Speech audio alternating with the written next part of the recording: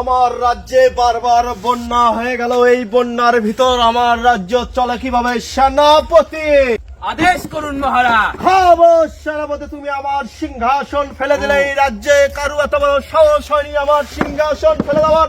তুমি আমার সিংহাসন ফেলে দিলে। প্রহরী, গ্রেফতার করো সেনাপতিকে।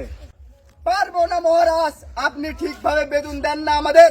খামোশ প্রহরী, তোমার সাহস কি হলো? তোমার মতো একজন প্রহরী ছোট লোক আমার মুখের মধ্যে কথা কয়? আমি এই রাজ্যের অবৈধ রাজা।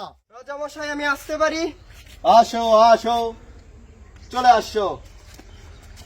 কি খবর তোমাদের? রাজামশাই, এলাকায় একটা চোর ধরা পড়েছে। কি কার এত বড় সাহস হলো আমার রাজ্যে পাপের বীজ বপন করে?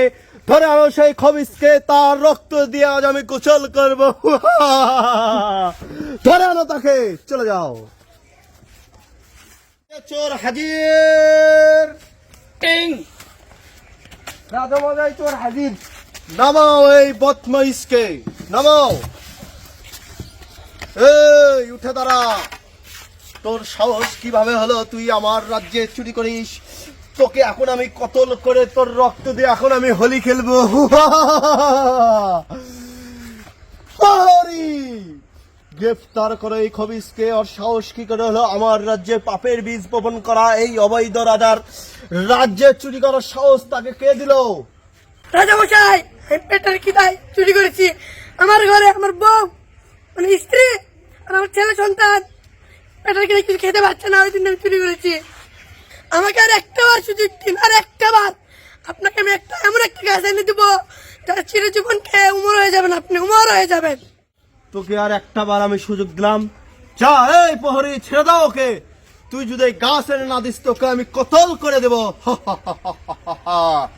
চলে যা শয়তান, চলে যা।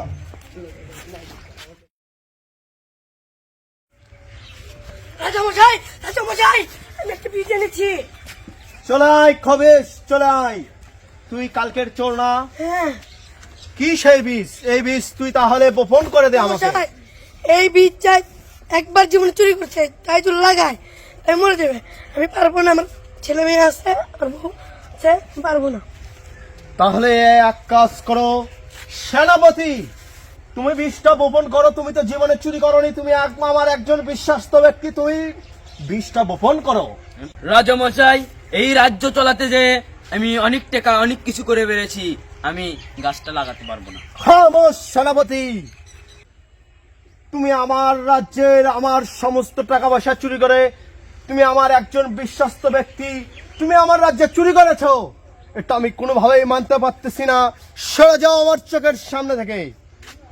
পুরোহিত মশাই, আপনি তো আমার রাজ্যের একজন খুবই সাধু ব্যক্তি। পুরোহিত মশাই, আপনি এই বীজটা বপন করুন। আপনার উপর আমার অনেক বিশ্বাস আছে, আপনি কখনোই চুরি করতে পারেন না। ঠাকুর মশাই, আপনি বীজটা বপন করুন। রাজা মশাই, আমি তো এই বীজ রোপণ করতে পারবো না। আমি পূজা করতে যেয়ে কত টাকা কত দিকে কি করে ফেলেছি, আর আমি তো ওই দুর্গার গহনা নিয়ে যায় আমার বাসায় ছুঁয়ে দিছি, আমি এগুলা পারবো না।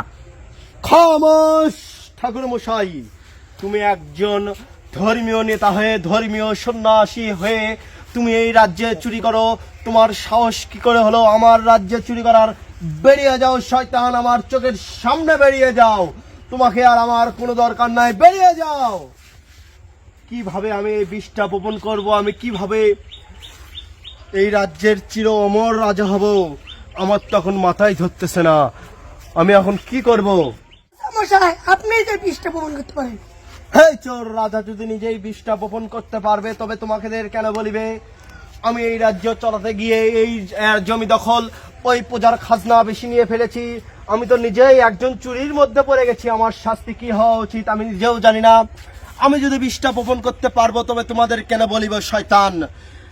আজ এই রাজ্যে প্রমাণ হয়ে গেল শুধু তুমি একজন চোর না, আমি একজন রাজা, আমিও চোর, আমার ব্রাহ্মণও চোর, আমার প্রহরীগুলোও চোর, আমার সেনাপতিও চোর।